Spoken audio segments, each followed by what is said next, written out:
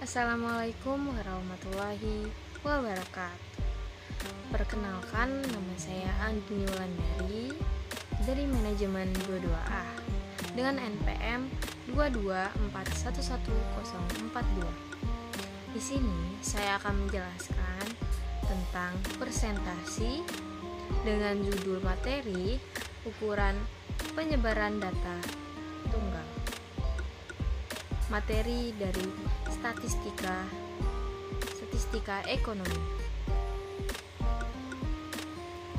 Ukuran penyebaran data dapat diartikan sebagai ukuran penyebaran yang menyatakan seberapa jauh penyimpangan nilai-nilai data dari nilai-nilai pusatnya, atau ukuran yang menyatakan seberapa banyak nilai-nilai data yang berbeda dengan nilai-nilai pusatnya. Dalam usahanya membandingkan beberapa rangkaian data, penggunaan ukuran pusat data tidak akan memberikan hasil yang baik, bahkan dapat juga memberikan hasil yang menyesatkan atau tidak akurat.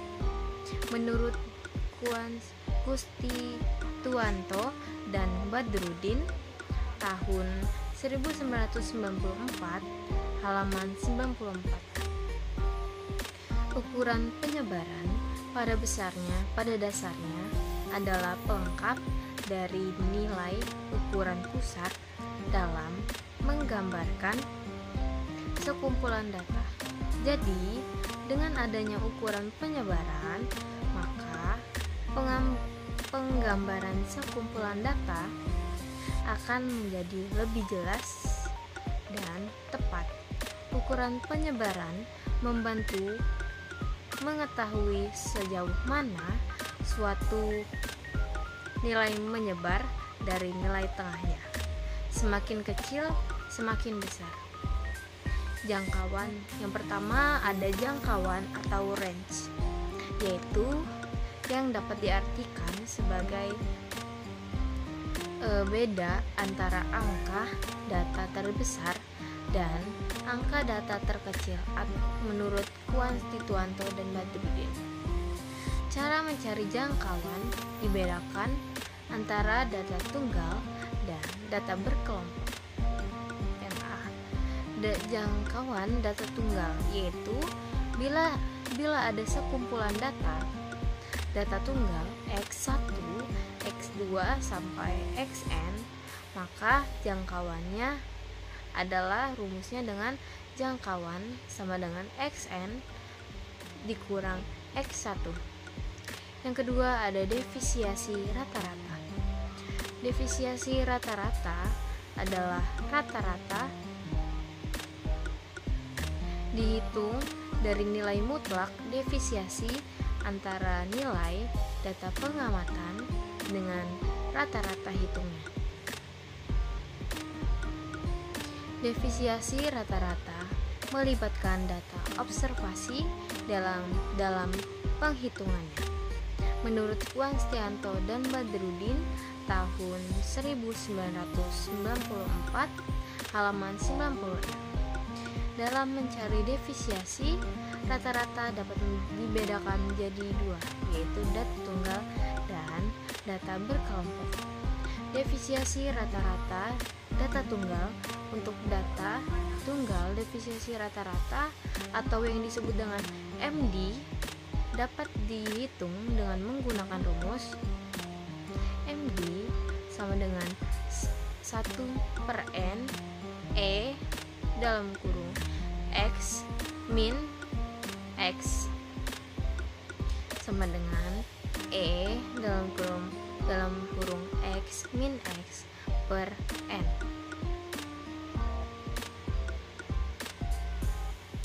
Yang ketiga yaitu ada varians. Varians adalah rata-rata hitung dari defisiasi kuadrat setiap data terhadap rata-rata hitungnya. Varians juga adalah alat ukur variabilitas serangkaian data yang dihitung dengan mencari rata-rata, selisih, atau beda kuadrat antara data observasi dengan pusat datanya, yaitu menurut ahli yaitu Konstianto dan Badrudin tahun 1994 halaman 104. Varians untuk data populasi disimbolkan O2 dan untuk data sampel disimbolkan dengan S2.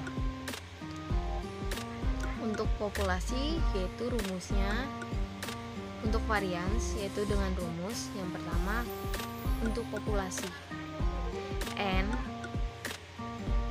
lebih besar daripada 30 sama dengan E X min R akar 2 per N, dan juga untuk sampel yaitu N lebih kecil sama dengan 30.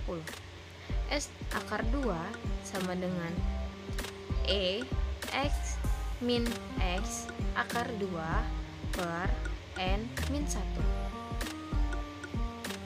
Yang keempat yaitu ada standar defisiasi.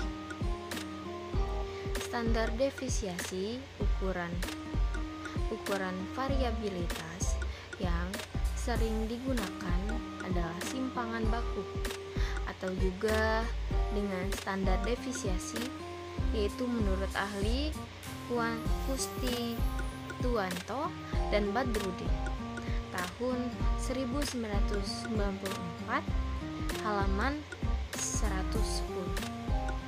Standar defisiasi adalah akar dari varians, dan juga untuk menentukan defisiasi, nilai standar defisiasi yaitu dengan rumus yang pertama untuk data tunggal baik populasi maupun sampel dapat dirumuskan sebagai berikut. Yang pertama yaitu untuk populasi N lebih besar daripada 30 sama dengan akar E X dikurang R akar 2 per N. Dan untuk sampel yaitu dalam kurung N lebih kurang sama dengan 30. Rumusnya yaitu S sama dengan akar dari E dalam kurung X min X akar 2 per N min 1. Dan juga di sini terdapat ukuran penyebaran relatif, yaitu yang pertama koefisien jangkauan.